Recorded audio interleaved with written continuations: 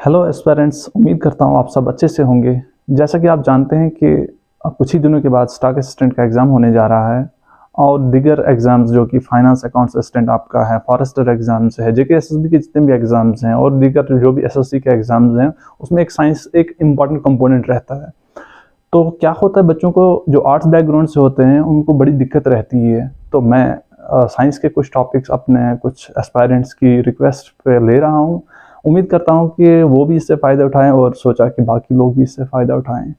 तो ये मटेरियल जितना भी मैं यहाँ पे बताने जा रहा हूँ वो बिल्कुल क्रिस्प रहेगा, टू द पॉइंट रहेगा और कोशिश करूँगा, उम्मीद करूँगा कि जितने भी एमसीक्यूज़ बनते हैं वो यहीं से आएंगे। ठीक है, तो आज का जो टॉपिक रहने वाला है वो मास और वेट, इस पे रहने वाला है। मास और वेट, तो आप देख सकते हैं मास और वेट बहुत ही आसान टॉपिक है, बिल्कुल आसान टॉपिक है। तो इसमें मैं क्या करूँगा कि वन बाय वन मैं पहले मास को बताता हूँ, जितने इसके इंपॉर्टेंट पॉइंट्स हैं वो नोट डाउन आप करेंगे, और वेट और मास में क्या डिफरेंस है, और वेट जितने जितने इसके कंपोनेंट्स हैं, जितने जहाँ जहाँ से एग्जाम्स में क्वेश्चन आ सकते हैं वो मैं यहाँ पे जॉट डाउन करूँगा। ठीक है, आप भी लिख लेंगे। तो मास किसे बोलते हैं, पहला क्वेश्चन ये आता है, मास किसे बोलते हैं। मास of a body, mass of a body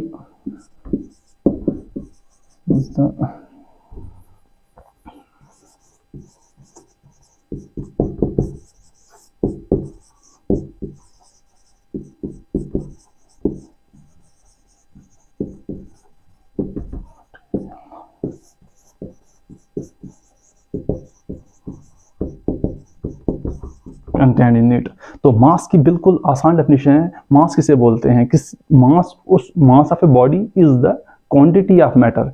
कितना मैटर किसी बॉडी के अंदर है, कितना मैटर किसी बॉडी के अंदर है, या मटेरियल कितना है किसी बॉडी के अंदर, उसे हम मास बोलते हैं। सिंपल, किसी बॉडी के किसी भी चीज़ के अंदर कितना मटेरियल है उसे हम मास कहते हैं। ठीक है, तो अब कितना जो ही बारी आ गई तो आपको ये पता है कि कितने जब भी आए वर्ड तो आपको पता होना चाहिए, उसे हम मैग्नीट्यूड बोलते हैं, कितना।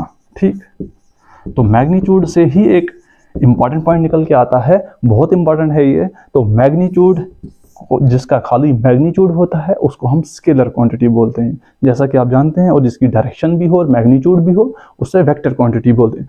तो ये कौन सा आ गई, स्केलर। क्यों आ गई स्केलर, क्योंकि इसका खाली मैग्नीट्यूड है। तो एक तो इंपॉर्टेंट पॉइंट ये है कि ये तो आप सबको पता है, मास थोड़ा सा इंट्रोड्यूस कराना था इसलिए मैंने ये लिख लिया। बाकी पहला इंपॉर्टेंट पॉइंट निकल के आ रहा है, mass is a scalar quantity, mass is a scalar quantity. तो दूसरा पॉइंट जो है वो ये आप याद रखेंगे, SI unit. SI unit mass का किलोग्राम है, सबको पता होगा।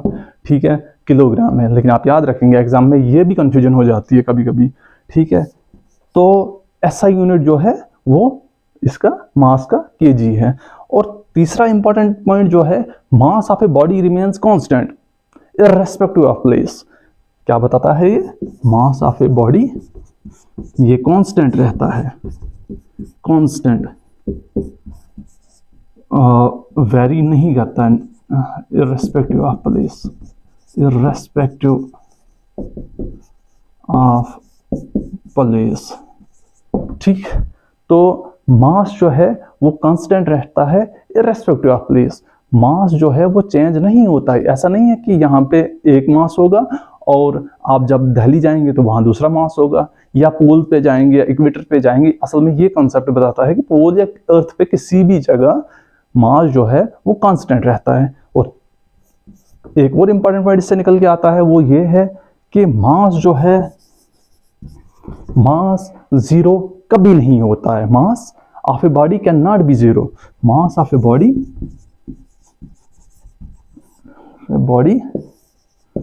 Can not be zero.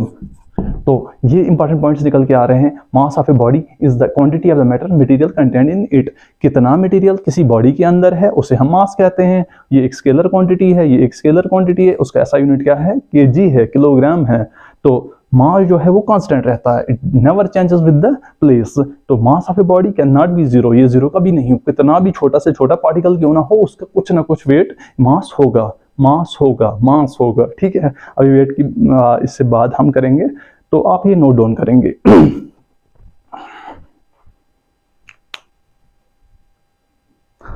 तो आपने मास के इंपॉर्टेंट पॉइंट्स लिख लिए होंगे, उम्मीद करता हूँ, तो वो आपको समझ आ गई होगी। तो अब हम वेट पे चलते हैं। तो मैंने ये बोर्ड पे लिख लिया इंपॉर्टेंट पॉइंट्स, ताकि आप नोट डाउन भी जल्दी करेंगे और टाइम आपका वेस्ट ज़्यादा ना हो। तो वेट, वेट किसे बोलते हैं? वेट, वेट तो पहली बात है ये एक फोर्स है, ठीक है। Weight of a body is the force, is the force, important point है ये। यहाँ से बहुत सारे इंपॉर्टेंट पॉइंट्स निकलते हैं। तो wait, weight of a body is the force with which it is attracted towards earth. weight of a body, और weight जो है बॉडी का, वो एक फोर्स है जिससे जो अर्थ अपनी तरफ अट्रैक्ट करती है, जो अपनी तरफ अट्रैक्ट करती है, ठीक है। weight of a body is the force with which it is attracted towards the earth. Force है ये जो अर्थ अपनी तरफ उस बॉडी को खींचती है। तो फोर्स आ गई F, और G आ गया gravitational constant, mass of the earth m/2। इसको आप छोड़ दीजिए, ठीक है। मैंने एक आइडिया सा आपको आ जाए कि फोर्स जो है वो इन्वर्सली प्रोपोर्शनल टू रेडियस है। फोर्स जो है इन्वर्सली प्रोपोर्शनल टू रेडियस है, ये आप याद रखेंगे। तो ये आपको ऑलरेडी पता ही है। फोर्स जो है, फोर्स का फार्मूला क्या है? Force is equal to ma, mass into acceleration, mass into acceleration. तो एक्सेलरेशन यहाँ पे क्या है? ग्रेविटी। तो अर्थ वो जो फोर्स है वो ग्रेविटेशनल फोर्स कौन सी है? वो ग्रेविटी की वजह से है, इसलिए हमने एक्सेलरेशन को लिख लिया g, F is equal to mg, ठीक। फोर्स आ गया mg। तो वो अब वेट का हम क्या बोल रहे हैं? ये एक फोर्स है with which it is attracted towards the earth. तो ये W आ गया, W is equal to mg, mass into gravity, mass into gravity. अब यहाँ पे एक पॉइंट निकल के आ रहा है कि ये एक नीचे की तरफ अट्रैक्ट करता है। तो force is vertically downwards, force vertically downwards है। तो वर्टिकली डाउनवर्ड्स जो ही आ गई, दैट मीन्स एक डायरेक्शन आ गई। और ये याद रखेंगे आप, वर्टिकली अपवर्ड्स नहीं है, ये वर्टिकली डाउनवर्ड्स है। तो फोर्स जब इसकी डायरेक्शन एक आ गई, तो इसको हम वेट को क्या कह सकते हैं? ये एक वेक्टर क्वांटिटी है। वेक्टर क्वांटिटी वो होती है जिसमें एक मैग्नीट्यूड भी होता है और डायरेक्शन भी होती है। तो इसका वेट का ऐसा यूनिट क्या है? अब जो ही मैंने आपको बता दिया फोर्स, तो आपको तुरंत समझ आ जानी चाहिए कि फोर्स का यूनिट क्या है? न्यूटन। तो न्यूटन एक इंपॉर्टेंट पॉइंट है, मास का किलोग्राम और वेट का न्यूटन। अब मैंने बोला कि मास जो है वो कांस्टेंट रहता है, ठीक है, वो कांस्टेंट रहता है, वो वेरी नहीं करता है। लेकिन वेट जो है वो वेरी करता है। अब वेरी क्यों करता है? क्योंकि फोर्स ऑफ ग्रेविटी जो है वो वेरी करती है प्लेस टू प्लेस, और हमारा जो वेट है वो डायरेक्टली प्रोपोर्शनल टू जी है। अगर जी वेरी करेगा तो ये वेट भी वेरी करेगा। तो जी का की एक कहानी है, ये बहुत इंपॉर्टेंट पॉइंट है, ये आप याद रखेंगे कि weight is not constant and varies with place, place के साथ ये वेरी करता है। तो हमने देखा है ये कि gravity on poles is more, gravity on poles is more. तो अगर पोल्स पे ग्रेविटी ज़्यादा है तो वेट भी ज़्यादा होगा, ठीक है। तो gravity on equator is less, तो अगर इक्वेटर पे ग्रेविटी कम है तो वेट भी कम होगा। ये रेडियस पे ये कॉन्सेप्ट निकलता है। तो इसको आप नोट डाउन करेंगे, ठीक है, कर लीजिए जल्दी जल्दी।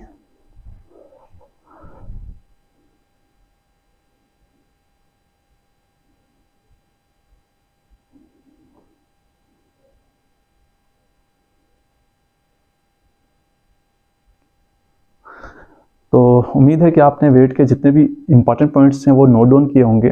तो वेट में आपने देख लिया एक फोर्स है और अपनी तरफ अट्रैक्ट करती है। फोर्स जब अट्रैक्ट करती है दैट मीन्स एक डायरेक्शन है, डाउनवर्ड डायरेक्शन है, वर्टिकली डाउनवर्ड है। तो वेक्टर क्वांटिटी आ गई, तो फोर्स है तो न्यूटन ऐसा यूनिट आ गया। और ये चेंज होती है क्योंकि ये वेट जो है डिपेंड करता है जी पे। और आपने देख लिया कि जी जो है, ग्रेविटी जो है वो पोल्स पे ज़्यादा होती है तो वेट भी ज़्यादा होगा, इक्वेटर पे कम है तो वेट भी कम होगा। तो कुछ केसेस हैं अब, वो बहुत इंपॉर्टेंट पॉइंट बनते हैं एमसीक्यूज के लिए। तो वो आपका है weight of object on moon. Moon पे क्या हो जाता है? मून पे आप सीधा याद रखें 1/6 of that of on earth. Weight of object on moon will be 1/6 of that on earth. तो आप ये याद रखेंगे, जो ही आप 1/6 दैट ऑफ ऑन अर्थ देखेंगे, एक छठवां हिस्सा जो है वो मून पे उसका वेट होता है एज कम्पेयर टू अर्थ, ठीक। तो ये इंपॉर्टेंट पॉइंट निकल के आ रहा है। तो आगे से दूसरा एक केस देखेंगे कि आपने देखा होगा कि लिफ्ट में जो है वो वेट कभी ज़्यादा लगता है और कभी कम लगता है। तो वेट के कुछ लिफ्ट के कुछ केसेस हैं, एलिवेटर के कुछ केसेस हैं, तो उसमें हम देखेंगे कि एक्चुअल वेट को क्या हो जाता है और अपेरेंट वेट को क्या हो जाता है। अगर लिफ्ट एट रेस्ट है, ये याद रखेंगे, पहला केस क्या है, अगर लिफ्ट जो है वो रेस्ट पे है तो apparent weight will be equal to the actual weight. Apparent weight जो होगा वो रियल जो या एक्चुअल वेट जो होगा उसके बराबर होगा, ठीक है। लिफ्ट जब रेस्ट पे होगी तो ऑब्वियसली जितना एक्चुअल वेट होगा उतना ही अपेरेंट भी होगा। और दूसरा केस आ गया, if velocity of lift is constant, ये याद रखेंगे, एक ही स्पीड से, एक ही वेलोसिटी से लिफ्ट मूव कर रही है, तो इन दैट केस एक्सेलरेशन अगर जीरो है तो फोर्स भी जीरो होगी, तो उसका मतलब है कि अपेरेंट वेट जो है वो रियल वेट के बराबर होगा। जब एक्सेलरेशन या वेलोसिटी चेंज नहीं होगी लिफ्ट में तो आप याद रखेंगे अपेरेंट और आपका रियल वेट जो है वो बराबर होगा।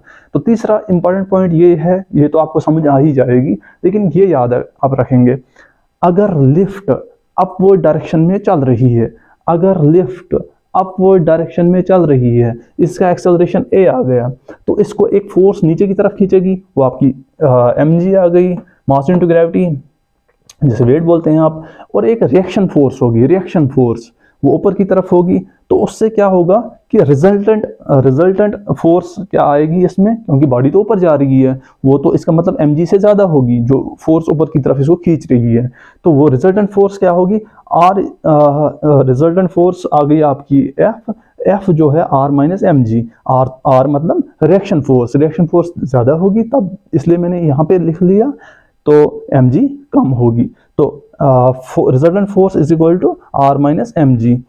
तो यहाँ पे r जो है इसको हम ये f को ये भी लिख सकते हैं ma, ये जो r है आपका, ये r को हमने इस साइड लाया और फोर्स को यहाँ पे लाया, ये आप देख सकते हैं, r को हमने इस साइड लाया तो f को इस साइड लाया, तो f को हम ma भी लिख सकते हैं।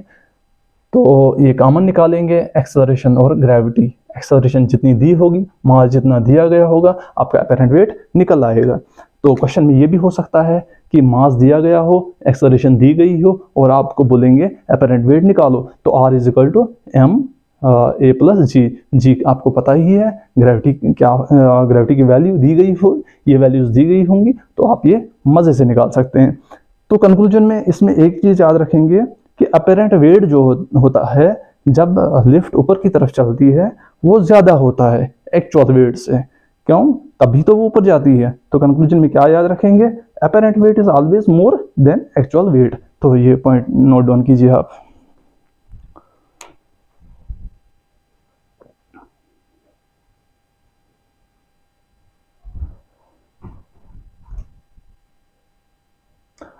तो लास्ट केस अब आपके सामने मैं लाता हूं कि अगर लिफ्ट पहले हमने केस देखा कि लिफ्ट जब अपवर्ड्स होती है तो अपेरेंट वेट का क्या हो जाता है, तो अपेरेंट वेट ज़्यादा होता है रियल वेट से। तो अगर अब यही लिफ्ट एक्सेलरेट कर रही होगी downwards, if the lift is accelerating downwards then the apparent weight will be less than the actual weight. देखो ये अपोजिट हो गया, ठीक है, ये बिल्कुल आसान कंसेप्ट है। जब भी लिफ्ट में नीचे की तरफ आती है, जब when the lift is accelerating downwards the apparent weight will be less than the actual or real weight। तो उसमें आप क्या करेंगे, R is equal to apparent weight is equal to mass और ग्रेविटी और एक्सेलरेशन जितनी दी गई होगी, तो आपका अपेरेंट वेट निकल आएगा। तो ये किस केस में थी, ये वाली इक्वेशन जो थी जब लिफ्ट ऊपर की तरफ चलती है, लिफ्ट इज मूविंग अपवर्ड, ठीक है, ये दो याद रखेंगे आप, ताकि अगर इस पे ऑब्जेक्टिव आएगा। तो मैं उम्मीद करता हूँ आप सबको ये समझ आई होगी, और अगर कोई भी कन्फ्यूजन और क्वेरी होगी तो आप कमेंट सेक्शन में बता सकते हैं। तो मैंने ये किया है कि जितने भी इंपॉर्टेंट पॉइंट्स मास और वेट में हैं, डिफरेंस भी आपका निकल आया, और ये याद रखेंगे आप स्केलर, वेक्टर और SI यूनिट्स, मास और वेट का जितने भी पॉइंट्स मैंने बता दिए आप याद रखेंगे। होपफुली सारे MCQs यहीं से आएंगे। और एक बात, नहीं यार, नटनू ऑफिशियल पे सब्सक्राइब करके, और जो टॉपिक में जहाँ आपकी डिफ़िकल्टीज़ हैं वो बताएंगे आप, नेक्स्ट टॉपिक में वही लाऊंगा आपके लिए। Thank you, bye bye.